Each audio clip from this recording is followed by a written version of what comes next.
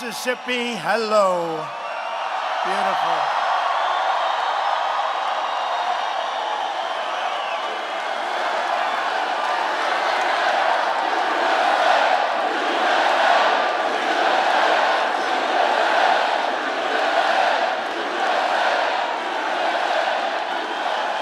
Well, I have to start by saying that 2020 is looking really easy, isn't it?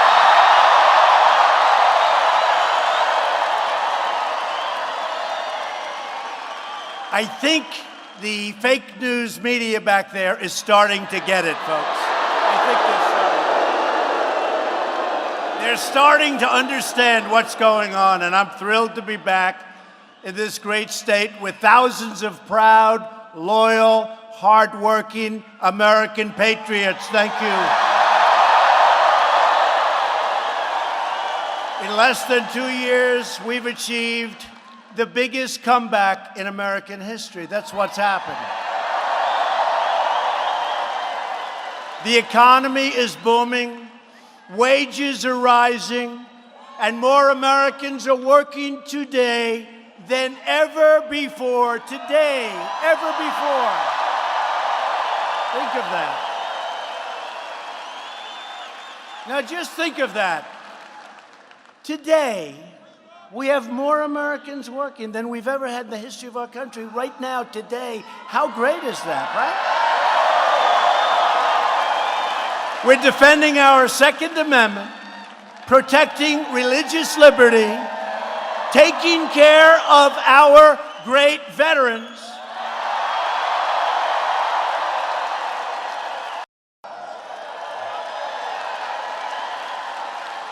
You know Mississippi, when they'd leave and they'd go next door and they'd fire everybody and they'd build the product and send it back and sell it to the same people that were buying it before. No, we don't want to do that anymore. We don't want to do that anymore. That's not a good thing to do, although there is a group called globalists. They think it's just fine, not fine. The globalists, we don't like the thinking of the globalists.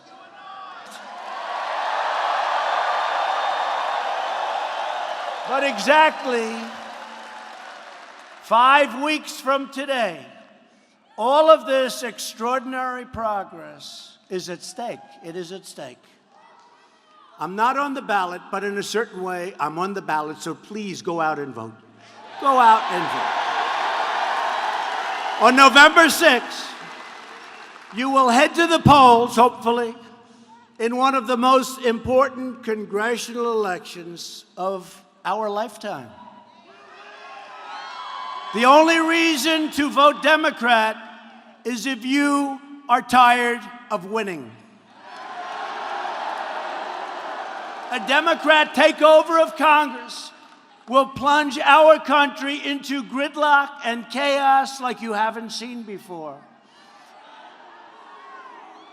It'll come to a halt, and I have to tell you, all of those people with your savings accounts and your money piled up in your bank, a lot of it's going to disappear, and it'll disappear really fast.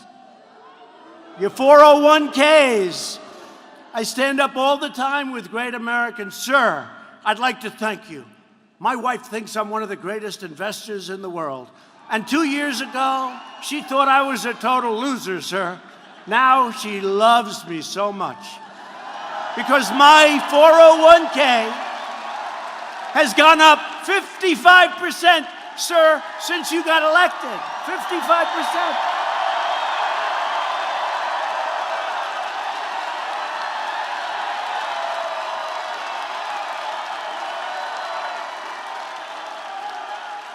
Oh, it's amazing. You can really get your wife to like you a lot when that happens.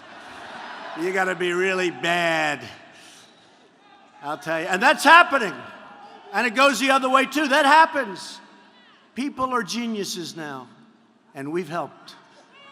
You know, we had probably, and even the fake news would tell you, the greatest victory in the history of this country in 2016. There's never been anything like that.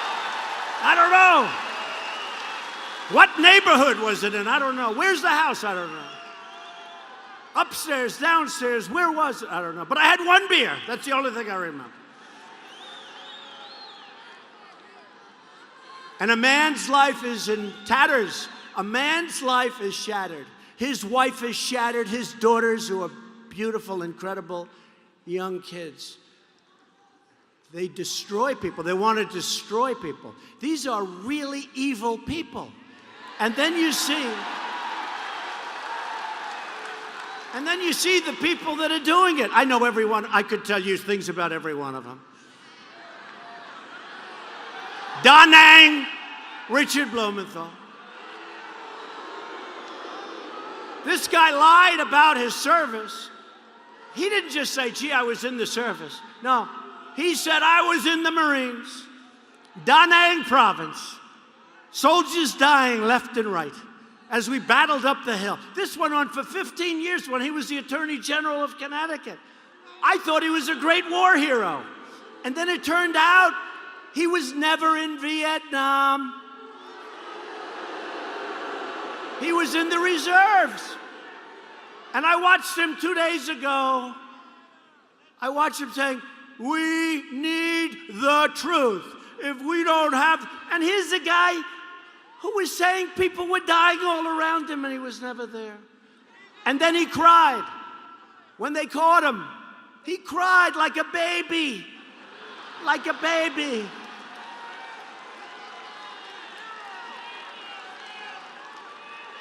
When Jimmy Swaggart cried, it was nothing compared to Da Nang Richard. Nothing. Jimmy Swaggart was nothing compared to, he cried, oh, I'm so sorry. He only lied for 15 years, and now he gets up. And now he talks about lying. And this man's not lying. So Blumenthal is a fraud. He's a fraud. And the reason he got elected is because in Connecticut, it's impossible for a Republican to get elected. And I did well there, but you can't. He actually gave up the race. He thought he lost. You remember that? He sort of he stopped campaigning. It was over. And then he won by 3 points.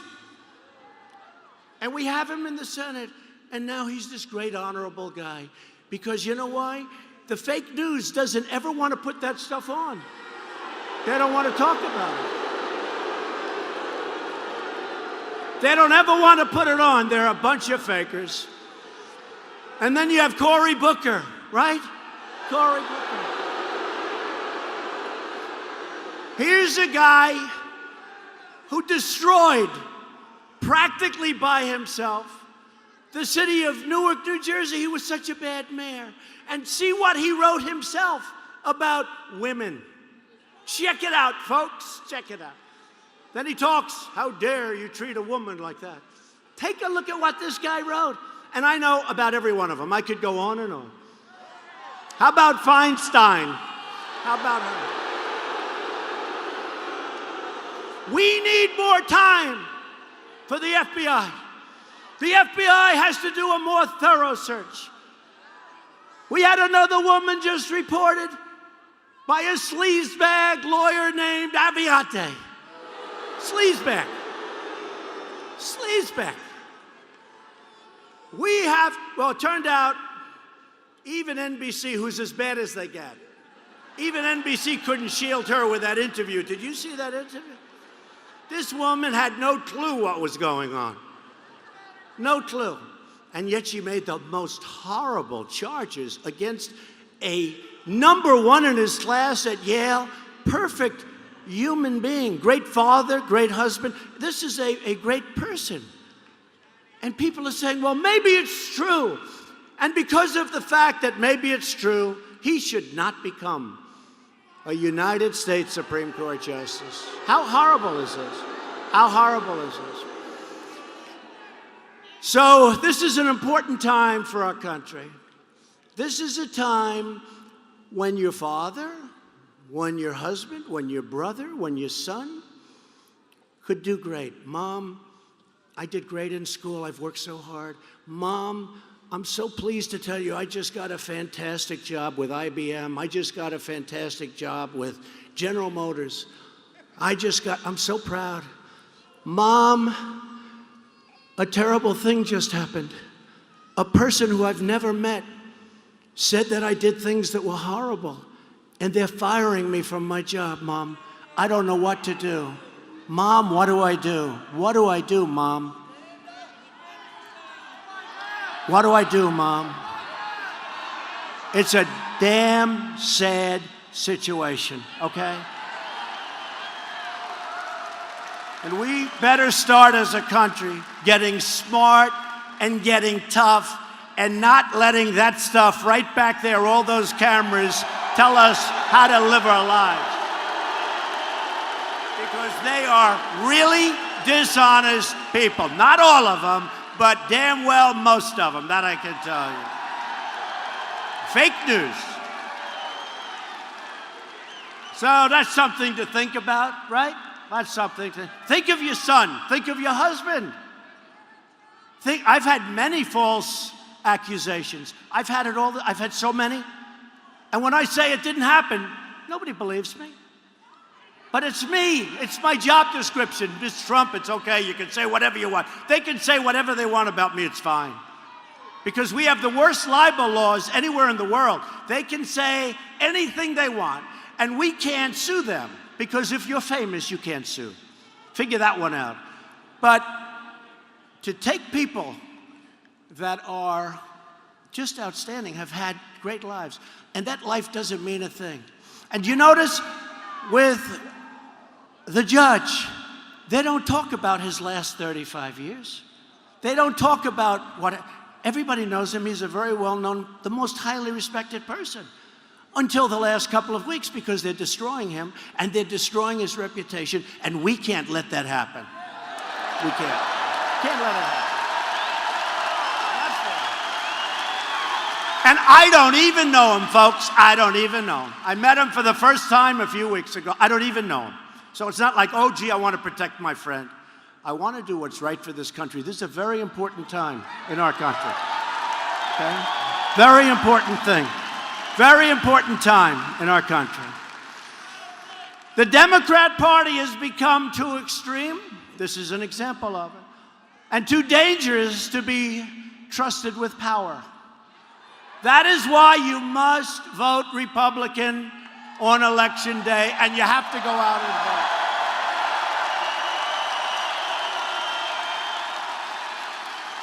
vote. You know, I'm listening to commentators, and they say if Trump were running, he's going to beat everybody. They're saying that. You know, it's hard for them to admit that. And I certainly dream about all these people.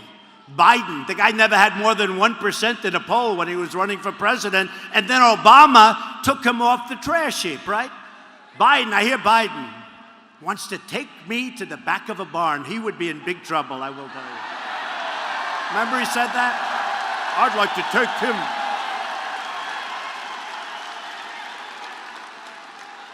You know, with Biden, you go like this, and he goes down.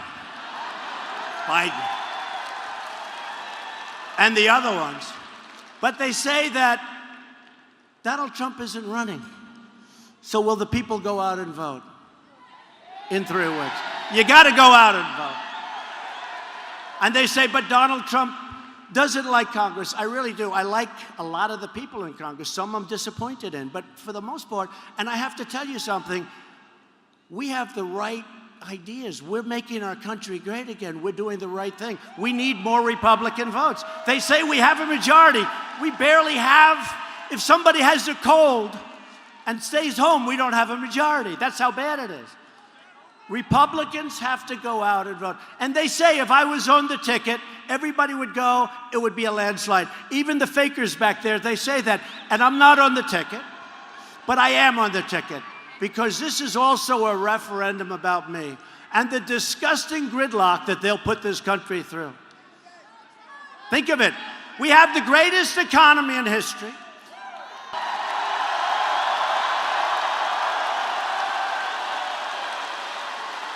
Our country is doing so well, and then we have a Maxine Waters saying we have to get rid of him. We have to get rid of him. Maxine Waters.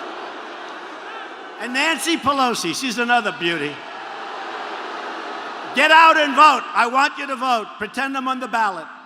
And don't worry, we'll be on the ballot in 2 years, and we will do a landslide like you wouldn't believe.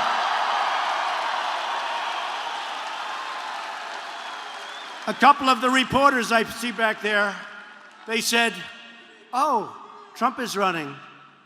And I must say, one of them said, right after I announced, June 16th, right after I announced there was a Sunday morning show, and one of them said, "You know he's going to win, don't you?" And another one, who's back there now, who's looking very well, said, along with the host, "Oh, ho, ho, ho, ho. You're only kidding. He's just doing this for fun. You think this is fun?" Yeah, actually, it's sort of fun. Yes, it is. For me, it's fun. For me, it's fun. You know why it's fun? Because we're achieving our goals better than anyone thought possible. That's why it's fun. If I wasn't, it wouldn't be fun. But this one particular reporter, she said, "Ho, ho, ho, you're only kidding, right? Ha, ha, that's so funny." And I'll never forget, on election night, Donald Trump is your next president, folks.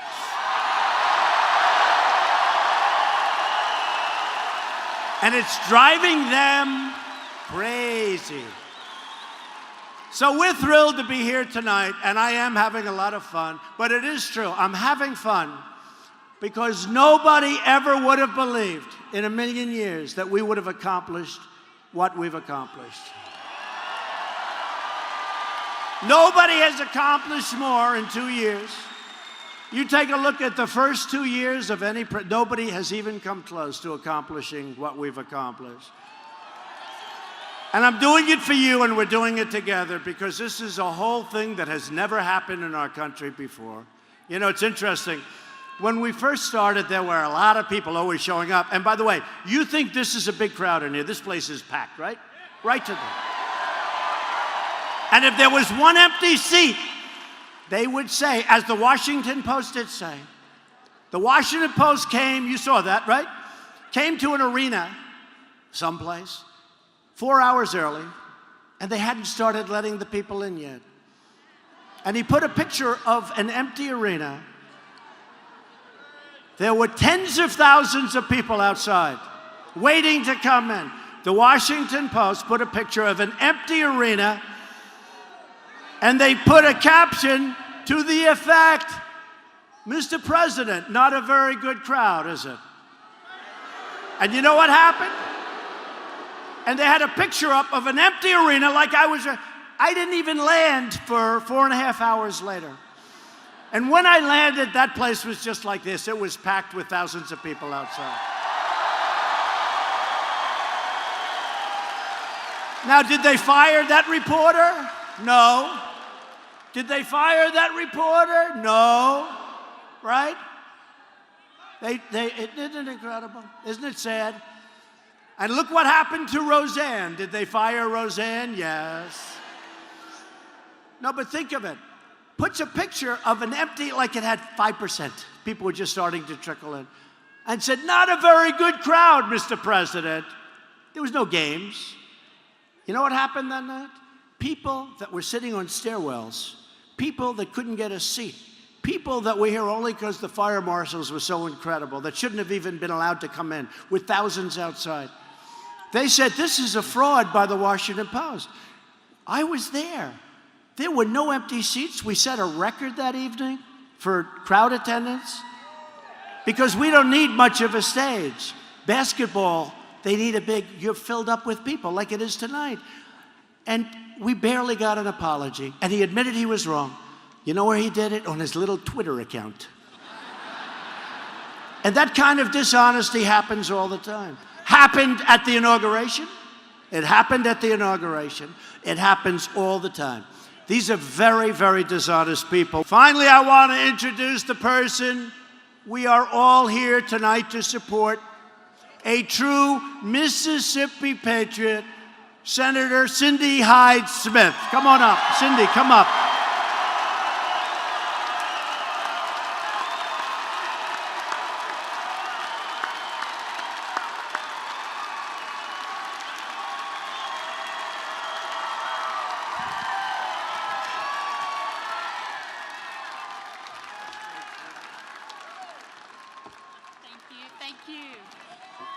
Thank you, Mr. President. And I told him he would get a warm Mississippi welcome, and you did not disappoint. Yes. We are the hospitality state, Mr. President. And I tell you, it is such an honor to work with this man. Is he not the best president we have ever had? This is wonderful. You know, early on, I was a supporter of then candidate Donald J. Trump, and I was on his Ag Advisory Committee. And now, every time I walk onto the Senate floor, I want to help President Donald J. Trump.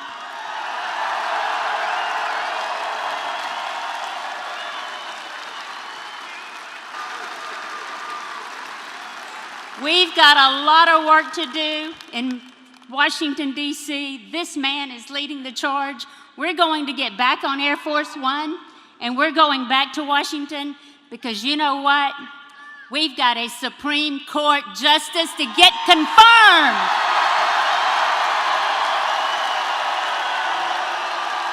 We've got him. So I'm going to ask for your prayers also for the Kavanaugh family. And I'll tell you tonight, my true prayer is God will continue to bless these great state of the United States.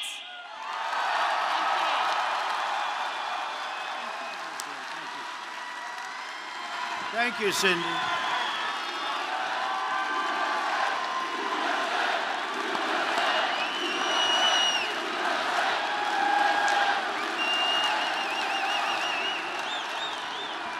Thank you, Cindy. Great.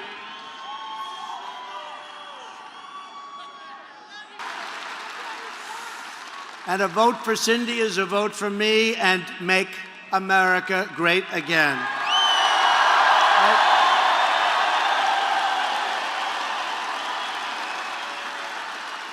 And a vote for Cindy's opponent, Mike Espy, is a vote for Chuck Schumer, Nancy Pelosi,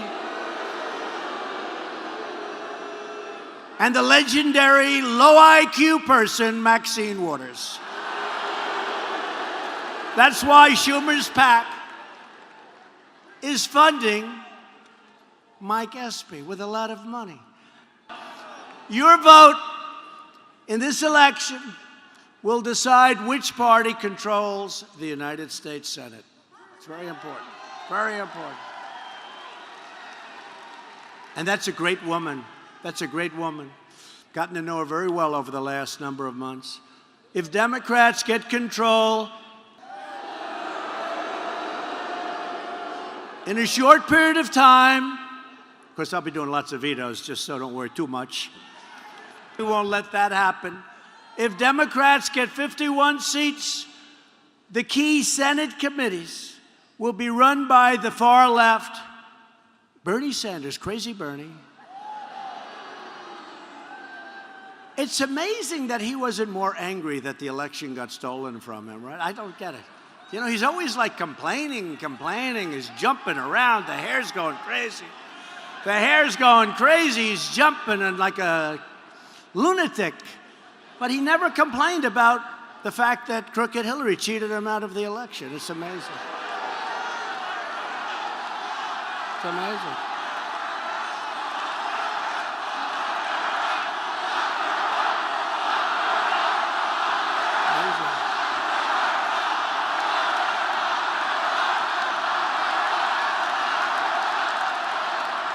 You know, Bernie was on television recently, and he was screaming and ranting and raving. And I said to my wife, Melania, who's now in Africa representing us, First Lady. I watched her get off that plane this morning in Africa, and so beautiful, and she was hugging and kissing children. It was beautiful to see. She's doing a great job as First Lady, I will tell you. Really is. And you think that's an easy job? That's not an easy job. That's a tough job. She's fantastic. But Bernie Sanders was ranting and raving, and we're going to this, and Trump, and we got to stop. What's he going to stop? What's he going to stop? What am I doing? What's he going to stop? But he's going to stop Trump. He's going to stop Trump. He's going to stop us left and right. He's ranting and raving. And the commentator looks at him and goes, you know he's winning, don't you? And Bernie just looked at him like this. It was like, but I said to my, you got to hand it to him.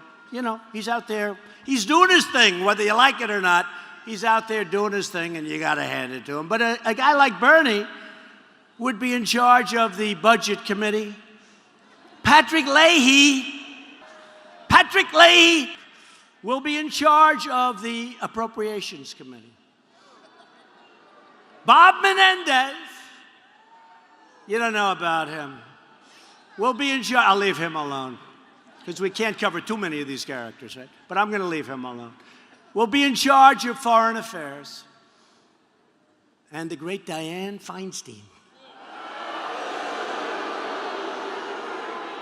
will be in charge of the Judiciary Committee. No. Wasn't that great? Wasn't that great? Wasn't that something the other day? She was asked a simple question. Did you leak the document? Wasn't that great? By John Cornyn.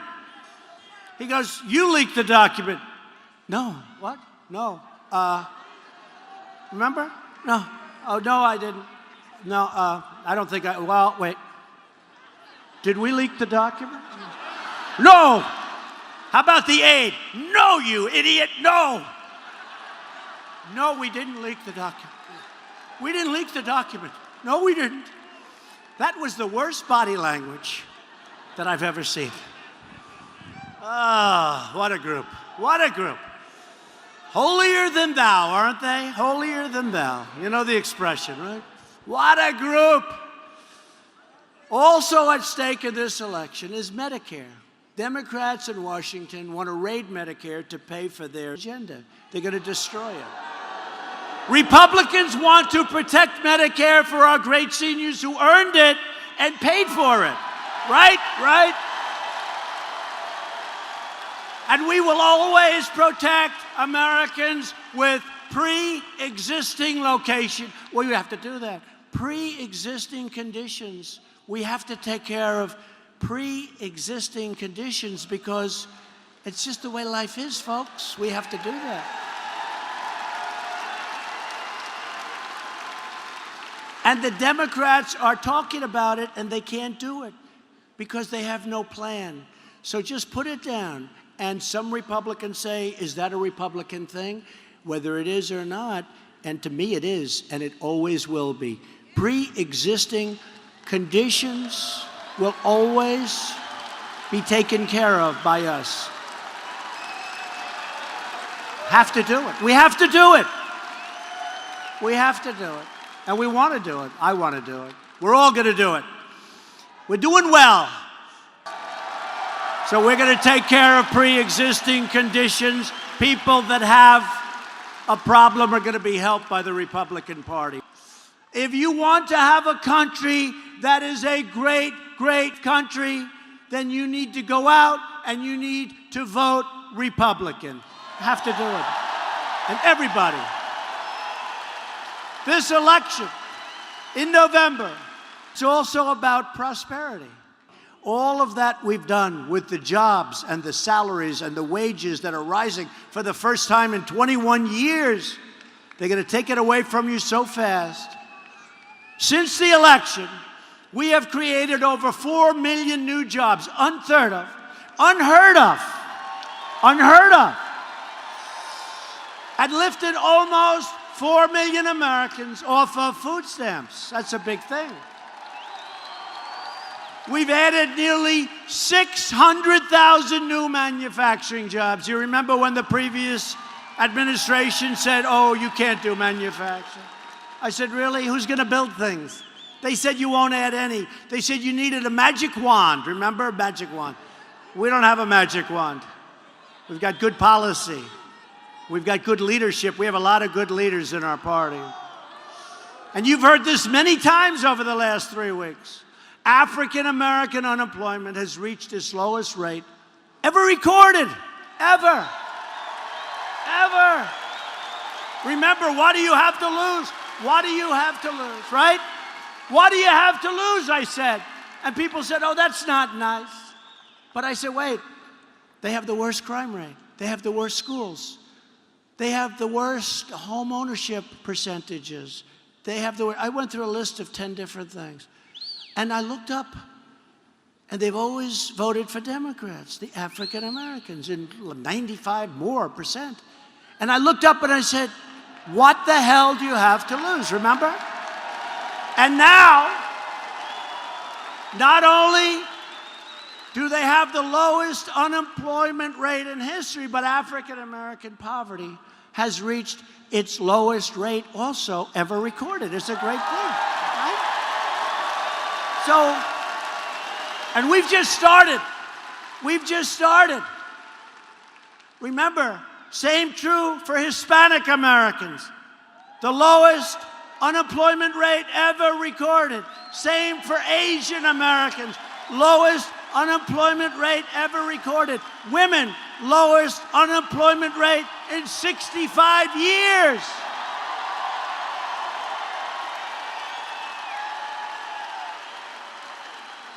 After years and years of working so hard, we finally put ourselves in a position where we can do things, and we can really do them. But we could do them an awfully lot better if we had more, a real majority, not a majority of one, not a majority of, literally, if somebody's sick, it's like we have to postpone votes.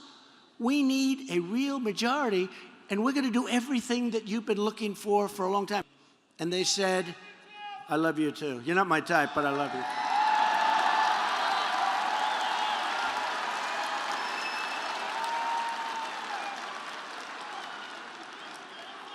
That was a strong guy, by the way, in case. Because if that was a woman, I'm in big trouble. And you know what? I hope you're a guy. So the European Union and Japan, I said, listen, we lost 151 billion with a B with you. We lost 151 billion. Jean-Claude, he's the head of the European Union. I said, Jean-Claude, he's tough and smart, really tough. I don't think he likes our country too much, but I've told him that many times. Well, they were formed, right? They were formed in order to take advantage of us. So Jean-Claude, for years the Obama administration wanted to negotiate, and you said, no, we're not going to negotiate. I'm telling you, I want to negotiate. We lost $151 billion with the European Union. Many of us come from the European Union. I do. Many of the people in the room sound so nice, European Union. And they're just killing us. So I said, we have to negotiate. Oh, yes. 2 weeks go by, we don't get a call.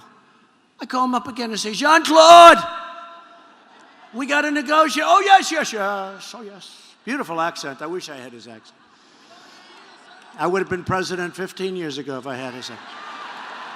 And I said, Jean-Claude, please, we got to negotiate. I can't take this. 151 billion we lose. You have barriers against our farmers.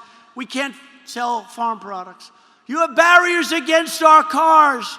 And yet you give us millions of Mercedes and BMW and all these cars they pour into our country. You have barriers, and you charge us big tariffs for products.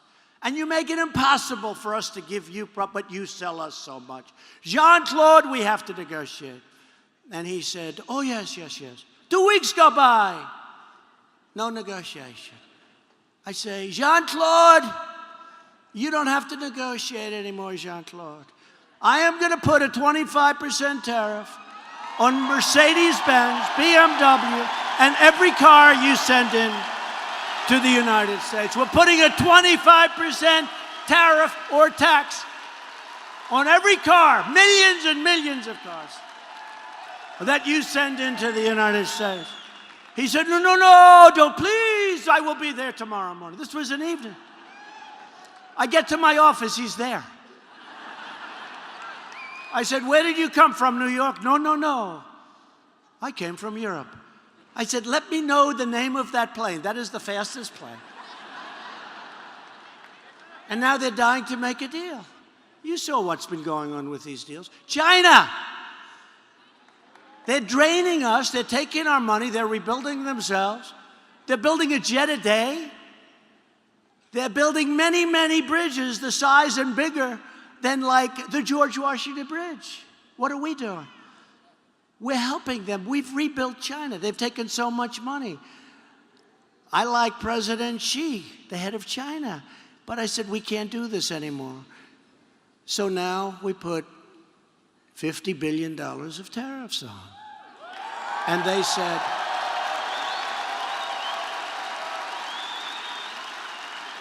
said, no, no, no, no, you cannot do that. If you go 50, we'll go 50. I said, wait a minute. We're already 500 billion behind. So if I go 50, you go 50, that means we're at the same place we started from. That's not what this is all about. We have to bring some balance. We can't do this. So they said no. So it was 50 at 10%. I increased it to 25%, and I put 200 billion on top of the 50. So now we have $250 billion at 25%. By the way, billions and billions of dollars, the fake news people back there, all those people with all those red lights, they don't want to talk about it. But all of that money, billions of dollars, will be flowing into our treasury.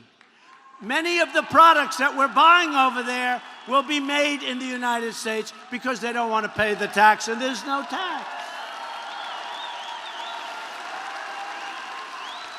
And I said, if you attack our farmers, who I love, they're special. See, he's got the green hat on. Make our farmers great again. Right? Make our farmers great again. But they said, you know what? The farmers love Trump. We'll attack the farmers by not buying. Well, guess what? They're starting to buy again, aren't they? But I said, if you do that, we're going to put an additional $267 billion on to your numbers. So we're going to have 500, and probably it'll end up $562 billion when you add it all up, including the little stars all over the place. And you know what? They want to talk. They want to make a deal. And China's been hurt very badly over the last number of months. Their markets are down 30%, and our markets are up 55% since I became president.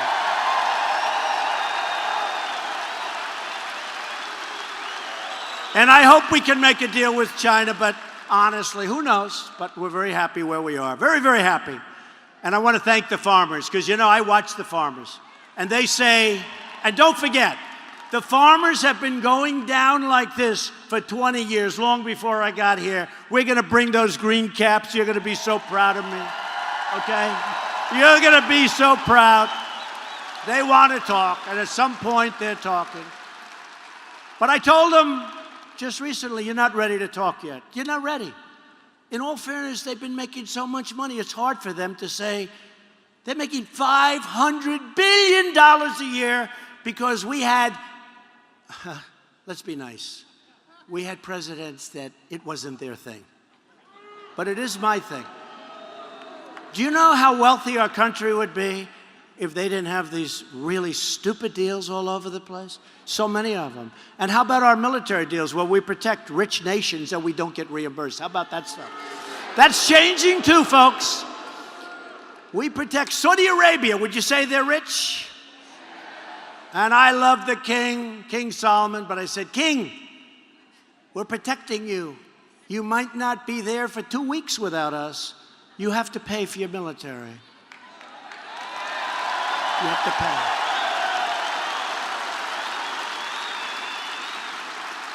And Japan is going to also contribute. You know, Japan, we protect Japan. They pay us a small percentage.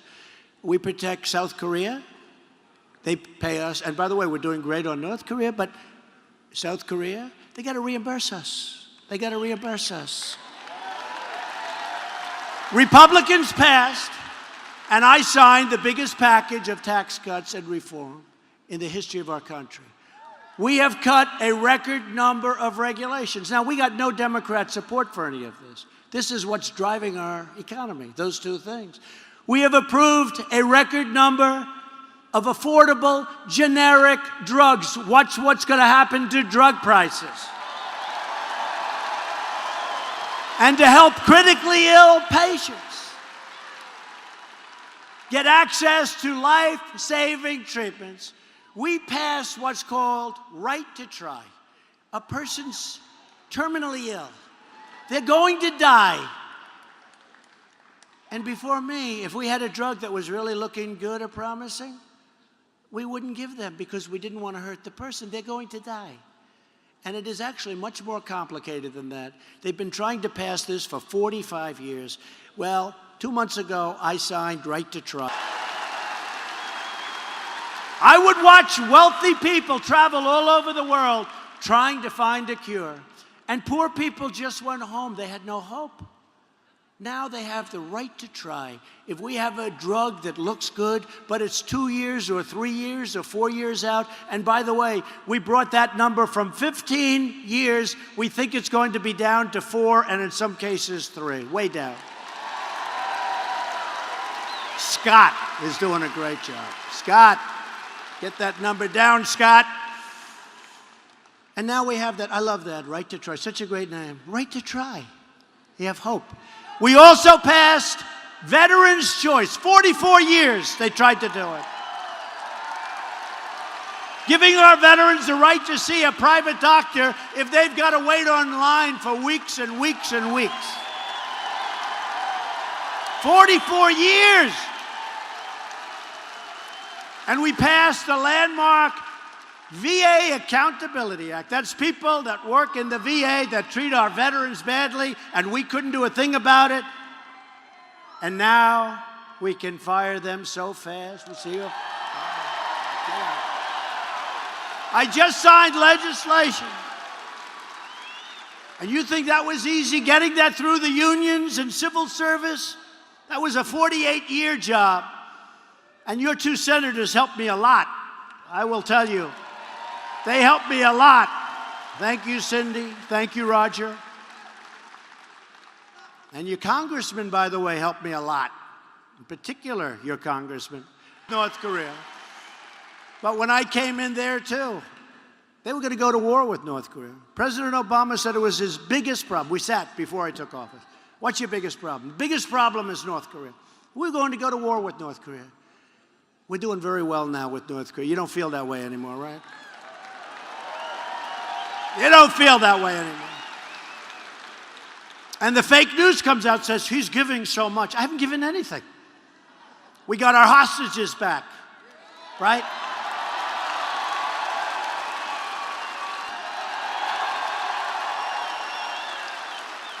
There's been no rockets launched. There's been no missiles launched. There's been no nuclear tests. And we have a good relationship. And Secretary of State Mike Pompeo is going over to North Korea next week. And we're working on a second summit, and it just feels good. Now, who knows, folks? Who knows? I can just tell you, when we came in, before I came in, and at the beginning when the rhetoric was tough, right? That rhetoric was tough. These people were saying, oh, he's going to get us into a war. Well, guess what? That worked out. That rhetoric was tough. And let's see what happens, but we're doing very well. We're doing very well. For years, you watched as your leaders apologized for America. Now you have a president who is standing up for America.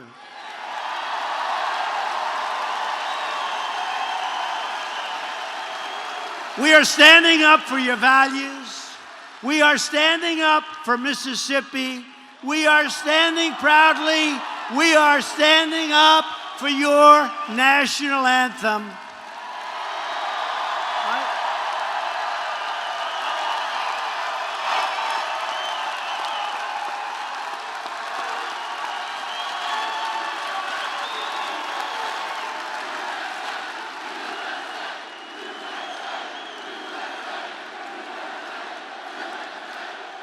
A lot of spirit, a lot of spirit. One of them said the other day, you know, President Trump can't be beaten in 2020. That's driving them crazy. Oh. Who the hell's going to beat us? Look, who's going to beat us? If another president came here and they said, we're coming to Mississippi, and we're going to make a speech. You know how many people would show up? Really, 300, 400. You'd have a medium-sized meeting room at a hotel, right? Look at this place. Look at this place. Look at this place.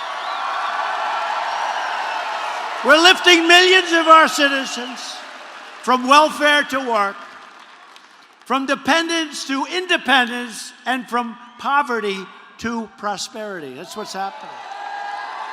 But to continue our incredible momentum, you have to get your friends, get your family, get your neighbors, get your co-workers, get out and vote Republican, vote for Cindy Hyde-Smith, and vote for Roger Wicker. Got to do it. A vote for Republicans is a vote for lower taxes, less regulation, and more products made right here in the USA. It's a vote to reduce crime. It's a vote for thriving families, which you are. And a vote for Republicans is a vote to reject the Democrat politics of anger, destruction, chaos, and to come together as neighbors, as citizens, and as Americans.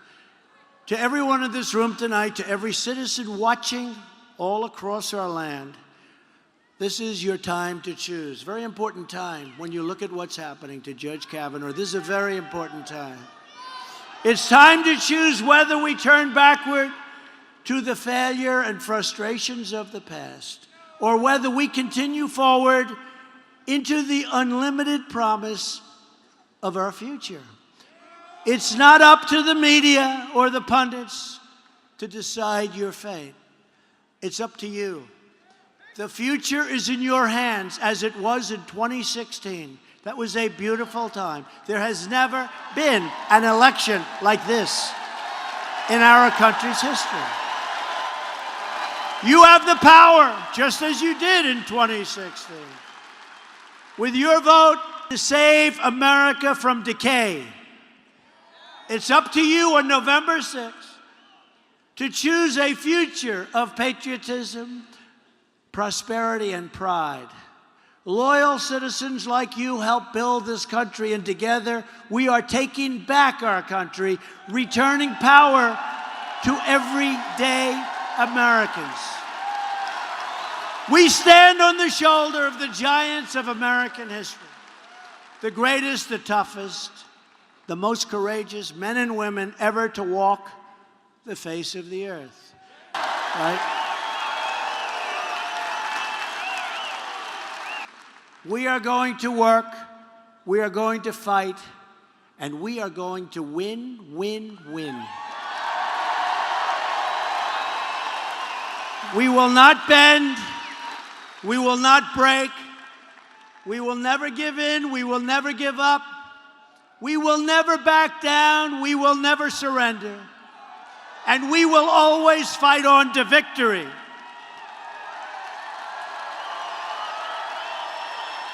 Because we are Americans.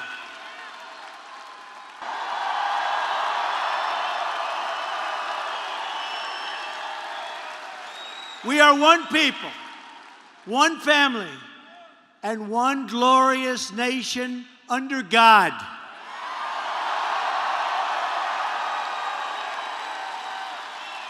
And together, we will make America wealthy again. We will make America strong again. And we will make America great again. Thank you very much, Mississippi. Get out and vote. Thank you.